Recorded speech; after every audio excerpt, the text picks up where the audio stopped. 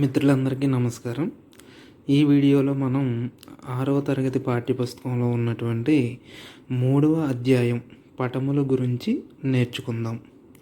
దీని నుంచి వచ్చేటటువంటి డిఎస్సి టెట్కి వచ్చేటటువంటి ముఖ్యమైన విషయాలు ఏంటి అనేది ఈ వీడియోలో మనం చూద్దాం. మరి గత పాఠ్యాంశంలో మనం గ్లోబు గురించి నేర్చుకున్నాం. గ్లోబుని భూమికి నమూనాగా భావించడం జరిగింది. మరి గ్లోబ్ ద్వారా మనం అన్ని విషయాల్ని కూడా విస్తృతంగా చర్చించలేము, తెలుసుకోలేము. ఎందుకు అంటే భూమి అనేది చాలా విశాలమైనది కాబట్టి ఒకే ఆకృతిగా భావించి, అంటే భూమి మొత్తాన్ని ఒకే మొత్తంగా భావించి తెలుసుకోవడానికి మాత్రమే గ్లోబు ఉపయోగపడుతుంది. అంటే భూమిపైన ఉన్నటువంటి ప్రధానమైన ప్రాథమిక భూస్వరూపాలైనటువంటి ఖండాలు ఎన్ని లేదా మహాసముద్రాలు ఎన్ని వంటి ఇలాంటి విషయాలు మాత్రమే తెలుసుకోవచ్చు. ఒక నిర్దిష్టమైన విషయాన్ని తెలుసుకోవడం గురించి మనం గ్లోబుని ఉపయోగించలేము. గ్లోబుని ఉపయోగించినా మనకి దాని గురించిన విషయం తెలియకపోవచ్చు. ఉదాహరణకి గ్లోబును ఉపయోగించి మన మండలం గురించిన సమాచారం మనం తెలుసుకోలేము కూడా. గ్లోబ్ మీద మనకు ప్రధానంగా ఖండాలు ఏమున్నాయి, అవి ఎక్కడున్నాయి, లేదా మహాసముద్రాలు ఏంటి, అవి ఎక్కడున్నాయి, లేదా ఇంకా తెలుసుకోవాలంటే ఒక ఖండాల్లో ఉన్నటువంటి దేశాలు ఏంటి అనే విషయాన్ని కొంతవరకు తెలుసుకోవచ్చు. అంతేగాని ఆ ఖండంలో ఉన్న ఒక దేశం, ఆ దేశంలో ఉన్న ఒక రాష్ట్రం, లేదా ఆ రాష్ట్రంలో ఉన్న ఒక జిల్లా, ఆ జిల్లాలో ఉన్న ఒక మండలం, లేదా ఆ మండలంలో ఉన్న ఒక చిన్న గ్రామం గురించి మనం గ్లోబు ద్వారా విషయాలు నేర్చుకోలేం కదా. అంటే గ్లోబు అనేది మొత్తంగా ప్రాథమికంగా ఉన్న ఖండాలు, మహాసముద్రాలు లాంటి విషయాలు తెలుసుకోవడానికి ఉపయోగపడుతుంది. ఒక నిర్దిష్టమైన అంశం అనగా ఒక గ్రామం గురించో, లేదా ఒక మండలం గురించో, లేదా ఒక జిల్లా గురించో దానికి సంబంధించినటువంటి విస్తృత సమాచారం తెలుసుకోవడానికి గ్లోబు ఉపయోగపడదు. కాబట్టి వీటిని గురించి తెలుసుకోవడానికి, అంటే నిర్దిష్ట సమాచారాన్ని తెలుసుకోవడానికి మనకి ఉపయోగపడేవి ఏంటి అంటే పటాలు. ఇక్కడ పటాలు 2 రకాలుగా ఇవ్వడం జరిగింది. ఒకటి చిత్తుపటం, 2 పటము అని ఇవ్వడం జరిగింది. మరి చిత్తుపటం అంటే స్కేలును ఉపయోగించకుండా, అంటే ఒక నిర్దిష్టమైన కొలతలు ఏమీ లేకుండా గీసే దాన్ని చిత్తుపటము అంటాం. స్కేలును ఉపయోగించకుండా నిర్దిష్ట కొలతలు లేకుండా గీచే దాన్ని ఏమంటాం? చిత్తుపటము అంటాం. మరి పటము అంటే నిర్దిష్టమైన ఒక స్కేలును ఉపయోగించి అందులో దిక్కులను చూపిస్తూ ఒక ఖచ్చితమైన సమాచారాన్ని ఇచ్చినట్లయితే దానిని ఏమంటామంటే పటము అంటాం. అంటే పటంలో ఒక నిర్దిష్టమైన స్కేలు, నిర్దిష్టమైన దిక్కులు పేర్కొనడం జరుగుతుంది. చిత్తుపటంలో స్కేలు గురించి కానీ దిక్కుల గురించి కానీ ఏ విధమైన సమాచారం ఉండదు. ఒక పటంలో మనం గమనించేటటువంటి ముఖ్యమైన విషయాలు: 1 దిక్కులు, 2 స్కేలు, 3 చిహ్నాలు, 4 రంగులు. ఏదైనా ఒక పటాన్ని మనం పరిశీలించినప్పుడు ఈ 4 అంశాలను మనం ప్రధానంగా గమనించవచ్చు. ఇప్పుడు ఒక్కో దాని గురించి విపులంగా తెలుసుకుందాం. ఇందులో మొదటి అంశం దిక్కులు. మరి మన చిన్నతనం నుంచి తెలుసు, మనకున్న మొత్తం దిక్కులు ఎన్ని అంటే మొత్తం 4 దిక్కులు కలవు. అందులో ఉత్తరం, దక్షిణం, తూర్పు, పడమర. మరి ఈ 2 దిక్కులకి మధ్యలో ఉన్నటువంటి ప్రాంతాన్ని మనం మూలతో సూచించవచ్చు. అంటే మనకి ప్రధానంగా 4 దిక్కులు, 4 మూలలు కలవు. మరి ఈ మూలలు ఉత్తరానికి, తూర్పుకు మధ్యలో ఉన్నదాన్ని ఈశాన్య మూల అంటాం. మరి తూర్పుకి, దక్షిణానికి ఉన్న మూలను ఆగ్నేయం అంటాం. మరి దక్షిణానికి, పశ్చిమానికి ఉన్న మూలను నైరుతి అంటాం. మరి పశ్చిమానికి, ఉత్తరానికి ఉన్న మూలను వాయవ్యం అంటాం.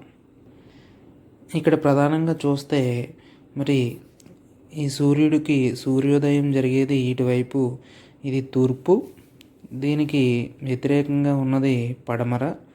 మరి మనం సూర్యుడికి ఎదురుగా నిలబడితే మన ఎడమ చేతి వైపు ఉన్నది ఉత్తరం, మనకు కుడి చేతి వైపు ఉన్నది దక్షిణం అవుతుంది. ఇవి ప్రధానమైన దిక్కులు. మరి ఈ దిక్కులకి మధ్యలో ఉన్న వాటిని ఏమన్నా మూలలు అన్నాం. మరి ఇది ఉత్తరం కదా, ఈ ఉత్తరానికి తూర్పుకి మధ్యలో ఉన్న ఈ మూల ఈశాన్యము. మరి ఈ తూర్పుకి దక్షిణానికి మధ్య ఉన్న ఈ మూల ఆగ్నేయము. మరి ఈ దక్షిణానికి ఈ పశ్చిమానికి మధ్యలో ఉన్న మూల నైరుతి. మరి పశ్చిమానికి మళ్ళీ ఉత్తరానికి మధ్య ఉన్న మూల వాయవ్యము. ఇవి ప్రధానమైన 4 దిక్కులు, 4 మూలలు. మరి ఈ మూలల సహాయంతో మనం ఒక ప్రాంతం యొక్క ఉనికిని ఖచ్చితంగా తెలుసుకోవచ్చు. ఏదైనా ఒక ప్రాంతం యొక్క ఉనికిని, అది ఎక్కడున్నది అనే విషయాన్ని మనకి మరింత ఖచ్చితంగా తెలుసుకోవడానికి ఏం ఉపయోగపడతాయంటే మూలలు ఉపయోగపడతాయి. మరి ఒక ప్రాంతం గురించి మనకి ఏ దిక్కున ఉంది అనేది తెలియనప్పుడు ఆ ప్రాంతాన్ని చేరుకోవడం అనేది కష్టమవుతుంది. అది ఏ దిక్కున ఉందో తెలియకపోతే మనం ఎటు వెళ్ళాలనేది తెలియదు. అదే మనకి ఆ ప్రాంతం ఉత్తర దిక్కున ఉన్నది అని తెలిసినప్పుడు ఆ ప్రాంతాన్ని చేరుకోవడంలో కొంచెం సులభంగా ఆ ప్రాంతాన్ని చేరుకోవచ్చు. మరి ఉత్తర దిక్కున ఉంది, బాగానే ఉంది. మరి ఉత్తర దిక్కులో కూడా ఎటువైపు ఉంది అంటే ఏ మూలగా ఉంది అని తెలుసుకుంటే ఆ ప్రాంతాన్ని మరింత ఖచ్చితంగా చేరడానికి అవకాశం ఉంటుంది. అంటే మనకి ఒక ప్రాంతం గురించిన అది ఏ దిక్కున ఉంది అనే విషయం కానీ, ఏ మూలన ఉంది అనే విషయం కానీ తెలియకపోతే ఆ ప్రాంతాన్ని చేరుకోవడానికి కష్టపడాల్సి ఉంటుంది.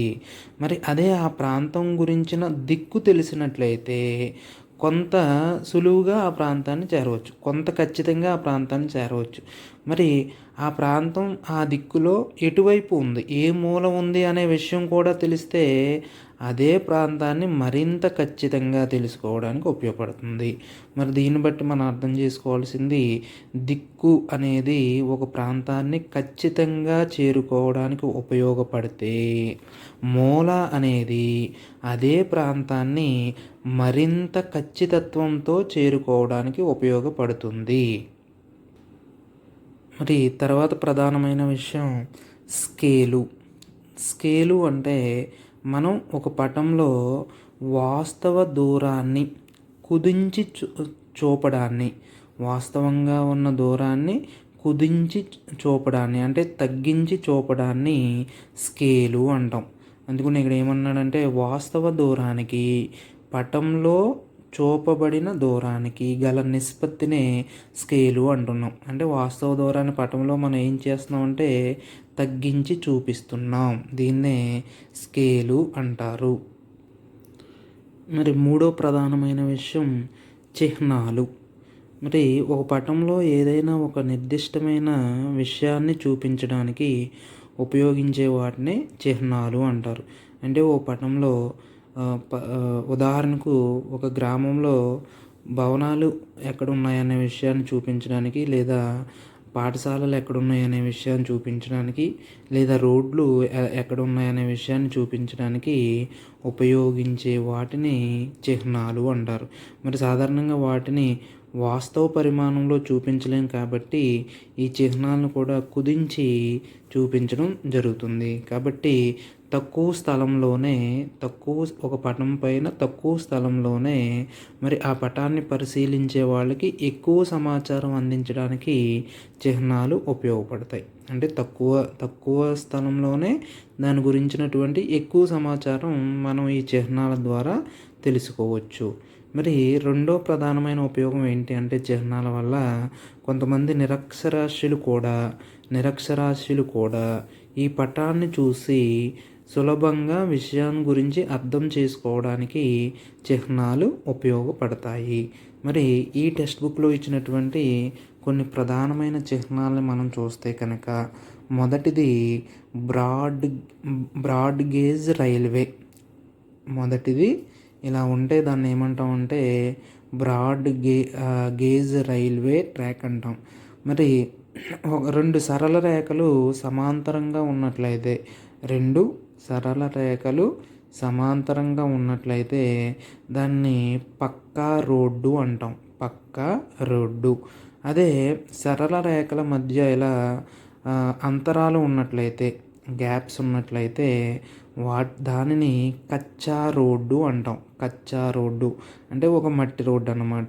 మట్టి రోడ్డు ఎలాగైతే గుంతలు గుంతలుగా ఉంటుందో ఇది కూడా చూడండి గుంతలు గుంతలుగా ఉన్నట్టు కనిపిస్తుంది కాబట్టి అలా గుర్తుపెట్టుకోవచ్చు. రెండు సరళ రేఖల మధ్య అంతరాలు ఉంటే దాన్ని ఏమంటున్నాం అంటే కచ్చా రోడ్డు అంటున్నాం. మరి రెండు సరళ రేఖలు సమాంతరంగా ఎక్కడ కూడా గ్యాప్స్ లేకుండా ఉంటే దాన్ని ఏమంటున్నాం అంటే పక్కా రోడ్డు అంటున్నాం. మరి ఈ విధంగా పటంలో ఈ విధంగా చూపించినట్లయితే అది ఒక నదిగా మనం గుర్తించాలి.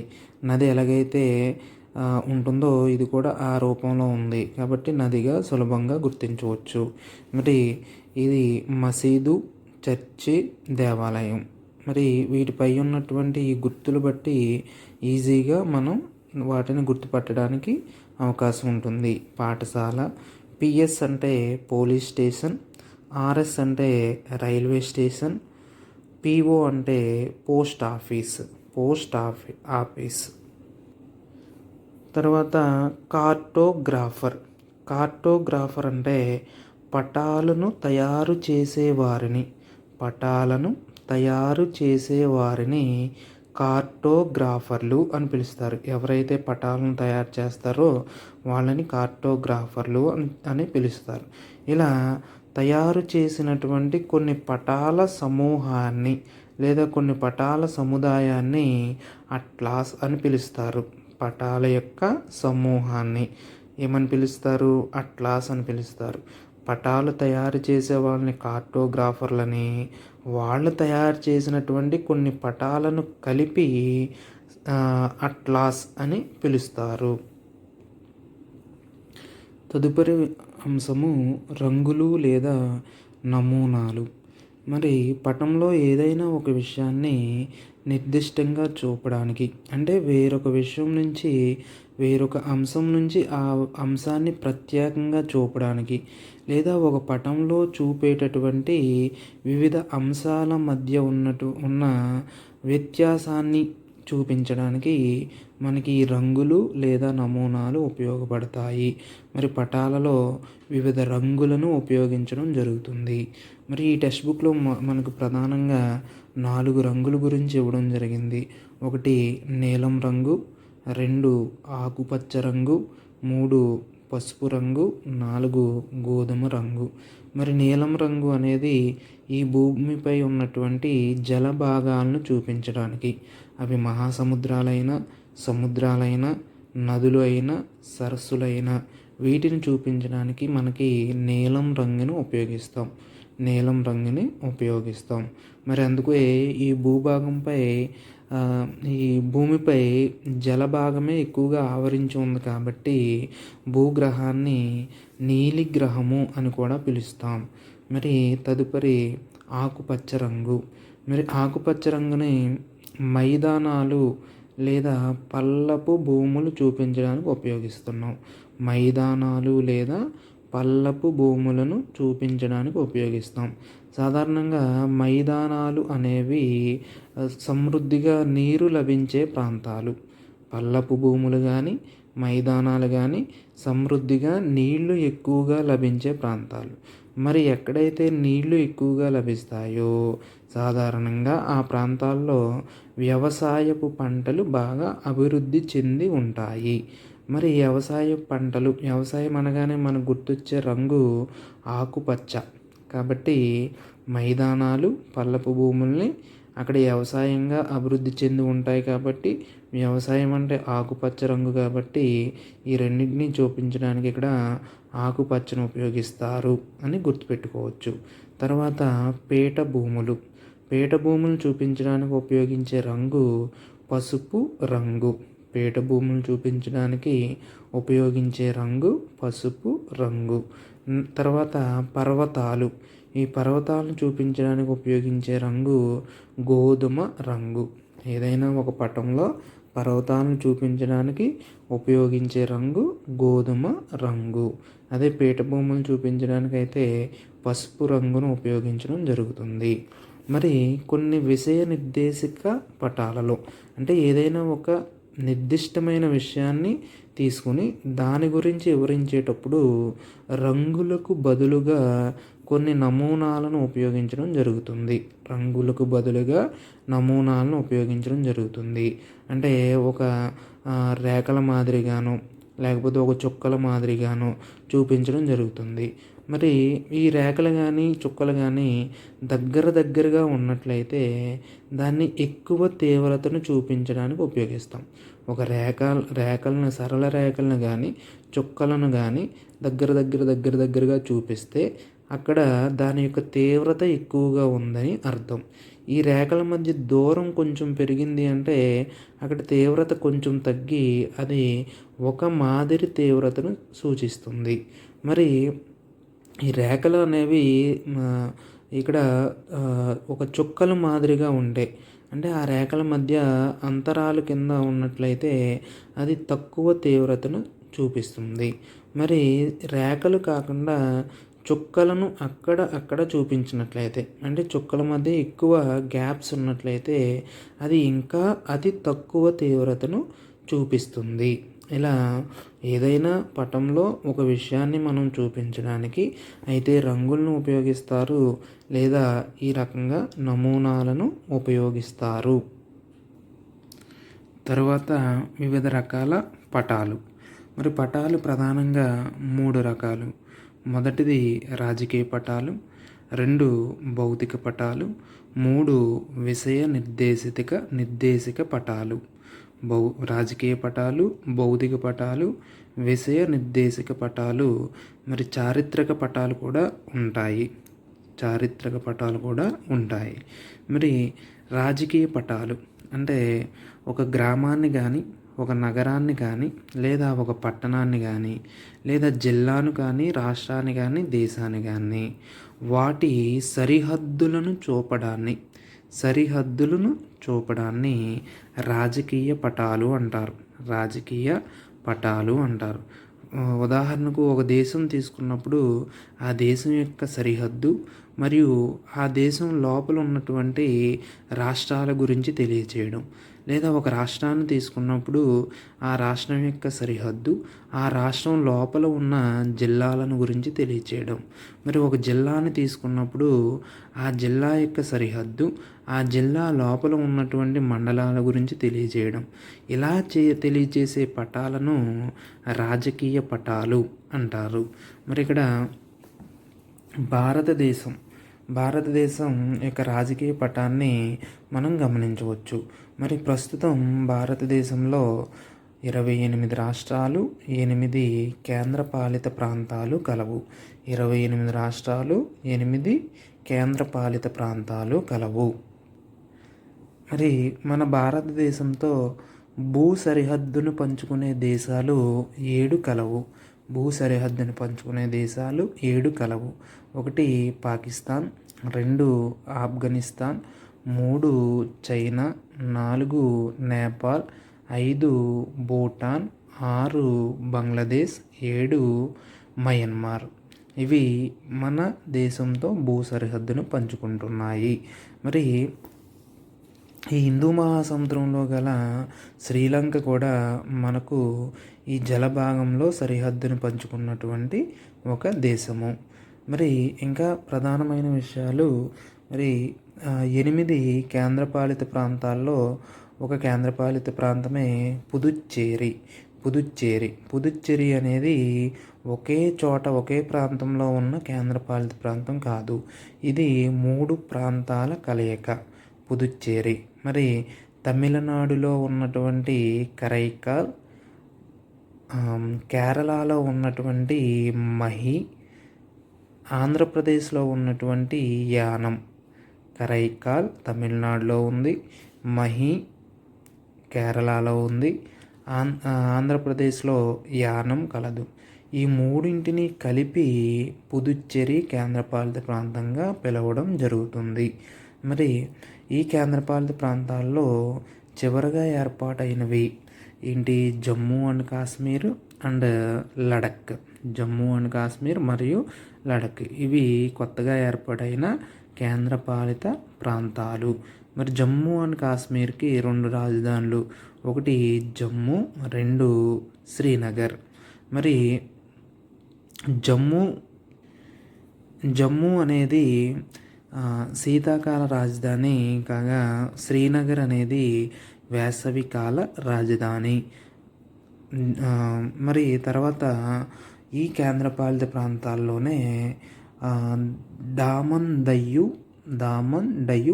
దాద్రా నగర్ హవేలీ, దామన్ డయ్యు దాద్రా నగర్ హవేలీ ఇవి రెండు కూడా ఇంతకుముందు రెండు వేరు కేంద్రపాలిత ప్రాంతాలు కాగా ఈ రెండింటిని కలిపి ప్రస్తుతం ఒకే కేంద్రపాలిత ప్రాంతంగా వ్యవహరించడం జరుగుతుంది.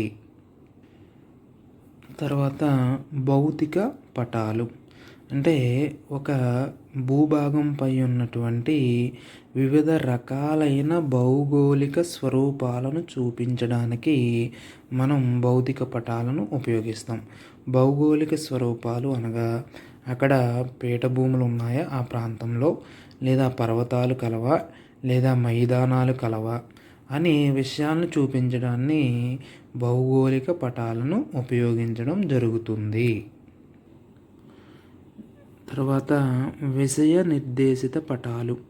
ఈ పేరులోనూ ఉంది, ఏదైనా ఒక నిర్దిష్ట విషయాన్ని తీసుకుని దాని గురించి వివరించడాన్ని విషయ నిర్దేశిత పటాలు అంటారు. దీనికోసం ఉపయోగించే పటాలే విషయ నిర్దేశిత పటాలు. అంటే భూమి వినియోగం, అంటే అక్కడ ఆ ప్రాంతంలో భూమి ఎందుకు ఉపయోగించబడుతుంది? వ్యవసాయం చేయడానిక, పరిశ్రమలక, లేదంటే ఇంకా ఏదైనా వినియోగం అక్కడ జరుగుతుందా అనేది తెలుసుకోవడాన్ని లేదా చూపడాన్ని విషయ నిర్దేశిత పటం అంటాం. మరి ఉష్ణోగ్రత, అక్కడ ఉష్ణోగ్రత పరిస్థితులు ఎలా ఉన్నాయి, లేదా వర్షపాతం గురించి, లేదా జనాభా గురించి, నేలలు ఏ రకమైన నేలలు అక్కడ ఉన్నాయి, లేదా అడవులు ఏ రకమైన అడవులు అక్కడ ఉన్నాయి అని ఇలా ప్రతి ఏదైనా ఒక నిర్దిష్టమైన విషయం గురించి మాత్రమే మాట్లాడే వివరించే పటాలను విషయ నిర్దేశిత పటాలు అంటాం. ప్రధానంగా ఉదాహరణకు ఒక పటంలో అడవులు గురించి వివరించినట్లయితే మొత్తం అక్కడ అడవులు ఎన్ని రకాల అడవులు ఉన్నాయి, ఆ అడవులు ఏ ప్రాంతంలో ఉన్నాయి, వాటి యొక్క లక్షణాలు ఇవన్నీ కూడా ఆ పటంలో ఉంటాయి. అంతేగాని అదే పటంలో నేలల గురించి కానీ జనాభా గురించి కానీ వివరించడం జరగదు. అంటే అన్ని అంశాలు కాకుండా ఒక ప్రత్యేకమైన నిర్దిష్టమైన విషయాన్ని తీసుకుని వివరిస్తున్నాం కాబట్టి వీటిని విషయ నిర్దేశిత పటాలు అంటున్నాం. ఇక పటాలకు సంబంధించి రెండో రకమైన వర్గీకరణ ఈ విధంగా కలదు. దీన్ని స్కేలును ఆధారంగా తీసుకుని 2 రకాలుగా పటాలను వర్గీకరించడం జరిగింది. ఒకటి పెద్ద తరహా పటాలు, లార్జ్ స్కేల్ మ్యాప్స్. 2 చిన్న తరహా పటాలు, స్మాల్ స్కేల్ మ్యాప్స్. మరి పెద్ద తరహా పటాలు అనేవి ఏదైనా ఒక చిన్న ప్రాంతం గురించి తెలుసుకోవడానికి లేదా వివరించడానికి ఉపయోగిస్తాం. పెద్ద తరహా పటంలో చిన్న ప్రాంతం గురించి వివరిస్తున్నాం. మరలా ఈ పెద్ద తరహా పటాలు లార్జ్ స్కేల్ మ్యాప్స్ అనేవి మళ్ళీ 2 రకాలుగా ఉన్నాయి. ఒకటి భూ సరిహద్దులను తెలిపే పటాలు, 2 నైసర్గిక పటాలు. భూ సరిహద్దులను తెలిపేది భూ నైసర్గిక పటాలు అని 2 రకాలుగా ఉన్నాయి లార్జ్ స్కేల్ మ్యాప్స్. మరి భూ సరిహద్దులను తెలిపే పటాలనే వ్యక్తిగత ఆస్తికి సంబంధించినవిగా చెప్పవచ్చు. అంటే ఏదైనా ఒక ప్రైవేట్ ఆస్తికి సంబంధించి దాని యొక్క సరిహద్దు ఏంటి, దాని యొక్క సరిహద్దులను గుర్తించడాన్ని మనం ఇక్కడ భూ సరిహద్దు పటాలు అంటున్నాం.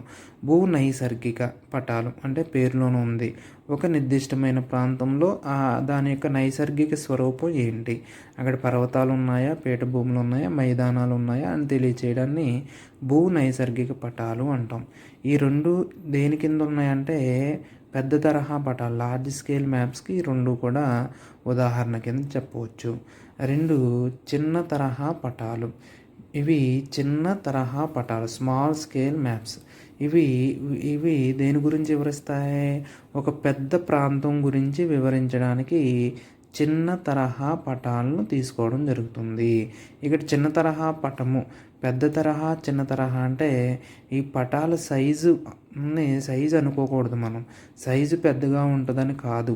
ఆ పటంలో ఉపయోగించిన స్కేలు అనేది దాని యొక్క వాల్యూ అనేది పెద్దదా చిన్నదా అనే దాన్ని బట్టి మాత్రమే ఈ పెద్ద తరహా, చిన్న తరహా అనే విభజన జరిగింది.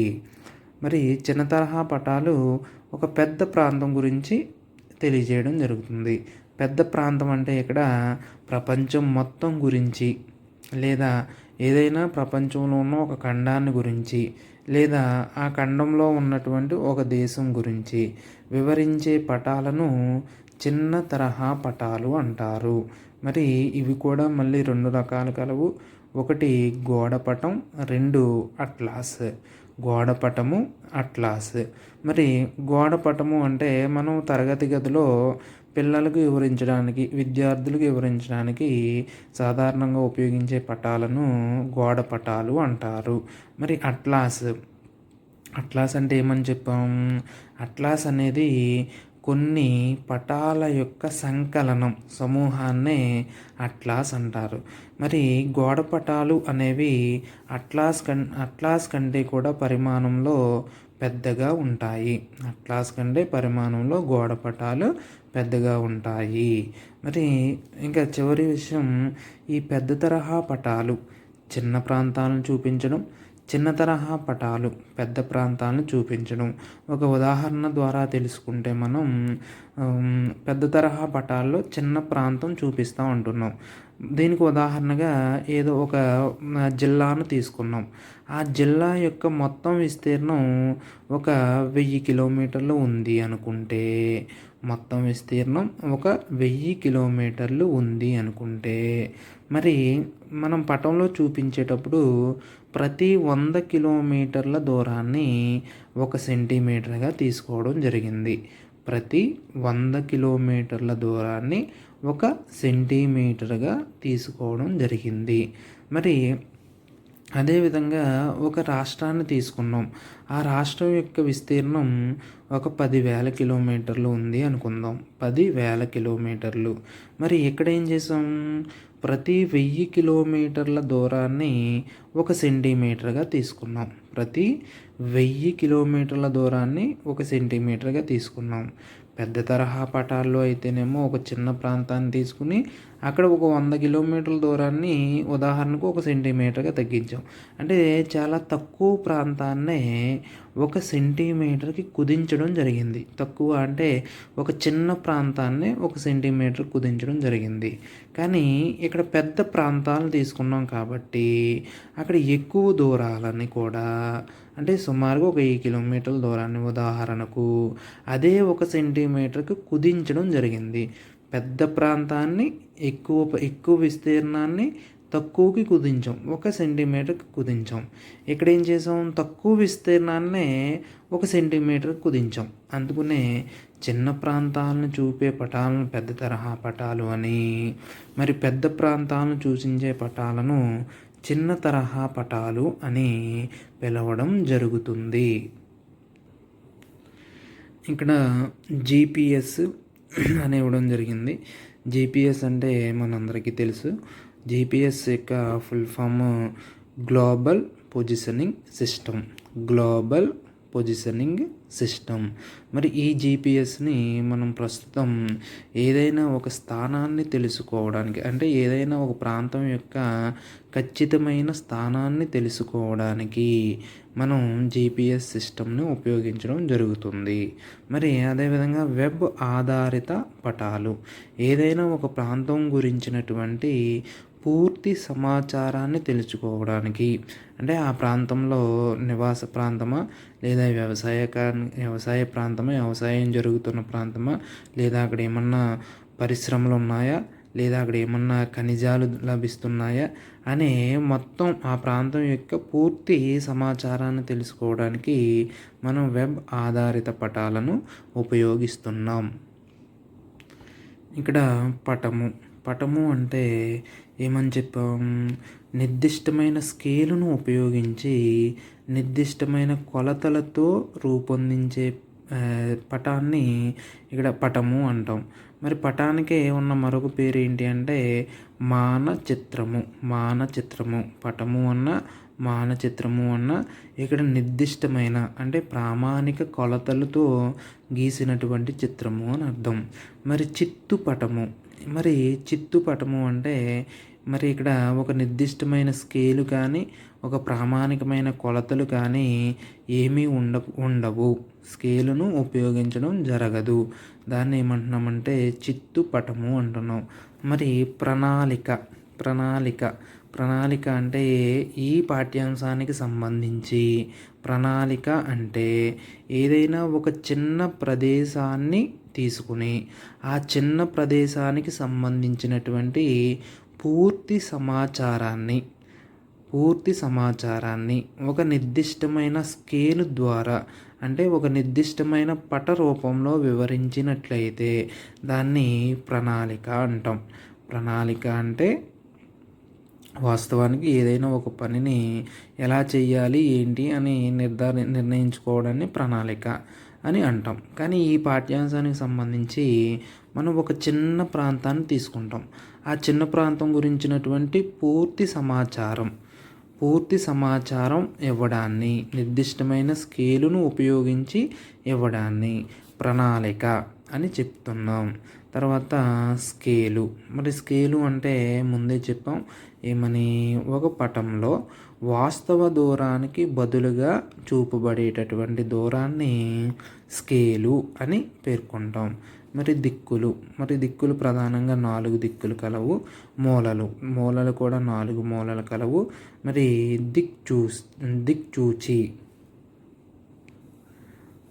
తర్వాత దిక్సూచి మరి దిక్సూచి అంటే 2 బిందువుల మధ్య దూరాన్ని కొలుచుటకు ఈ దిక్సూచి అనేది ఉపయోగపడుతుంది. 2 బిందువుల మధ్య ఉన్న దూరాన్ని కొలుచుటకు అంటే దిక్సూచిని దూరాన్ని కొలుచుటకు ఉపయోగిస్తున్నాం. అదేవిధంగా వృత్తాలు కానీ రేఖలు కానీ గీటుకు కూడా మనం ఈ దిక్సూచి అనే పరికరాన్ని ఉపయోగించడం జరుగుతుంది. వృత్తాలు రేఖలు దీని ఆధారంగా మనం గీయవచ్చు. ఇక చివరిగా పాఠ్యాంశం చివరిచ్చినటువంటి బిట్స్ని మనం పరిశీలిస్తే మొదటి బిట్టు అడవుల విస్తీర్ణాన్ని తెలిపే పటాలు. అంటే ఇక్కడ అడవులు అనేవి ఒక నిర్దిష్టమైన అంశం. ఆ పటాలలో ఈ అడవులు అనే ఒకదాని గురించి మాత్రమే కూలంకషంగా వివరించడం జరుగుతుంది. అంటే అడవులు రకాలు ఏంటి, ఆ అడవి యొక్క లక్షణాలు ఏంటి, అక్కడ పెరిగే చెట్లు ఏంటి, వీటన్నిటి గురించి వివరంగా వివరిస్తున్నాం. ఒకే విషయాన్ని తీసుకున్నాం కాబట్టి అలా తీసుకుంటే అది విషయ నిర్దేశిత పటము అవుతుంది. మరి భౌతిక పటం అంటే ఆ ప్రాంతం యొక్క భౌగోళిక స్వరూపం ఎలా ఉంది, అంటే పర్వతాలు ఉన్నాయా, పీఠభూములు ఉన్నాయా, మైదానాలు ఉన్నాయా అనే విషయం గురించి తెలియజేస్తుంది. ఇక రాజకీయ పటము అంటే మరి ఒక రాష్ట్రంలో ఉన్న జిల్లాల గురించి లేదా ఆ జిల్లాలో ఉన్నటువంటి మండలాల గురించి లేదా ఒక దేశంలో ఉన్నటువంటి రాష్ట్రాల గురించి ఇలా వాటి యొక్క సరిహద్దుల గురించి వివరించినట్లయితే దానిని రాజకీయ పటము అంటాం. మరి రెండవ బిట్టు నీలిరంగు దేనిని సూచించడానికి ఉపయోగిస్తారు అన్నాడు. నీలిరంగు అనగానే మనకి వాటర్ గుర్తుకు రావాలి. జల భాగాల్ని సూచించడానికి ఉపయోగిస్తారు. మరి పర్వతాలను సూచించడానికి మరి గోధుమ రంగుని ఉపయోగిస్తారు. అదేవిధంగా మైదానాలను సూచించడానికి ఆకుపచ్చ రంగుని ఉపయోగించడం జరుగుతుంది. అదే పీఠభూములు అయితే పసుపు రంగును ఉపయోగించడం జరుగుతుంది. మరి మూడవ బిట్టు స్కేలు దీనిలోని ఒక ఆవశ్యకమైన భాగము అంటున్నాడు. మరి స్కేలును ఉపయోగించి గీసే దానినే మనము పటము అంటాం. స్కేలును ఉపయోగించి గీసే దానినే పటము అంటాము. పటములో స్కేలు అనేది ఒక ఆవశ్యమైనటువంటి విషయము. మరి దిక్సూచిని మనం దేనికి ఉపయోగిస్తాము? దూరాన్ని కొలవడానికి దిక్సూచిని ఉపయోగించడం జరుగుతుంది. మరి ఉత్తరం తూర్పుకి మధ్య గల దిక్కుని ఎలా పిలుస్తారు అంటున్నాడు. ఉత్తరం తూర్పుకి మధ్య గల దిక్కు అంటే ఉత్తరం తూర్పుకి మధ్య ఉన్నటువంటి మూల ఈశాన్యము. అదేవిధంగా మరి ఆగ్నేయం అనేది తూర్పుకి దక్షిణానికి మధ్య ఉన్నటువంటి మూల. మరి అదే వాయవ్యం అంటే ఇది ఉత్తరానికి పశ్చిమానికి మధ్య ఉన్నటువంటి మూల. మరి అదే నైరుతి అయితే పశ్చిమానికి దక్షిణానికి మధ్య ఉన్నటువంటి మూల. దీంతో ఈ పాఠ్యాంశానికి సంబంధించినటువంటి ప్రధానమైన విషయాలను పూర్తిగా చర్చించడం జరిగినది. ఈ వీడియోను చూసినటువంటి మిత్రులందరికీ ధన్యవాదాలు.